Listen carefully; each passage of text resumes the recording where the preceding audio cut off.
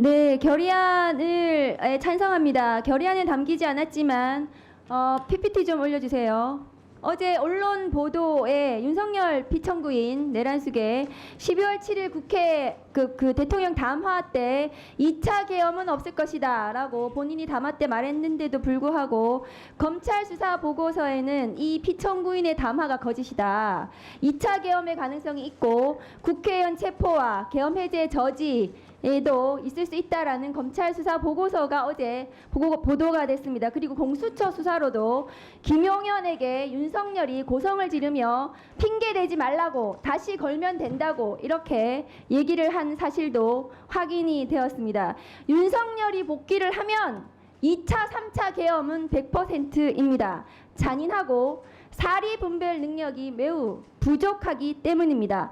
1987년 체제로 국민의 피땀으로 만들어진 헌법재판소는 내란숙의 피청구인에 대해서 신속히 선고를 해야 됩니다. 그렇지 않으면 스스로 헌법재판소는 존재의 이유를 몰각하고 헌법적 위기를 지금의 대한민국의 헌법적 위기를 스스로 초래했다는 책임에서 자유로울 수 없을 것입니다. 이 모든 것은 윤석열 때문입니다. 윤석열 때문에 판사와 검사가 그리고 헌법재판소마저도 법을 지키지 않기 시작했습니다. 법치주의가 붕괴되었고 헌법이 파괴되고 있습니다. 그런데 이런 윤석열 내란 수계를 풀어준 사람이 심우정 검찰총장입니다. 심우정 검찰총장은 지난 9월 인사청문회에서 인사청문회를 통과되지 못할 정도의 중대한 비위가 있었던 것이 지금 최근에 의혹으로 밝혀졌습니다. 올려주십시오. PPT 올려주세요.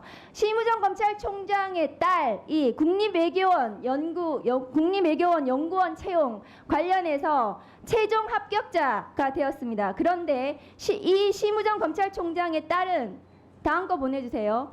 해당 분야 석사학위 소지자여야 하고 2년 이상 교육 등등의 전공을 했어야 되는데도 불구하고 여기에 해당하지 않습니다. 심우정 검찰총장의 딸은 국제통상을 전공했습니다. 석사학위 소지자도 아니었습니다. 그런데 11명 중에 최고 점수를 받았습니다. 당시 국립외교원장은 박철희 서울대 교수고 이 심우정 검찰총장 딸의 대학원 교수입니다. 이 수업을 같이 들었습니다. 수업을 들은 것이 확인되었습니다.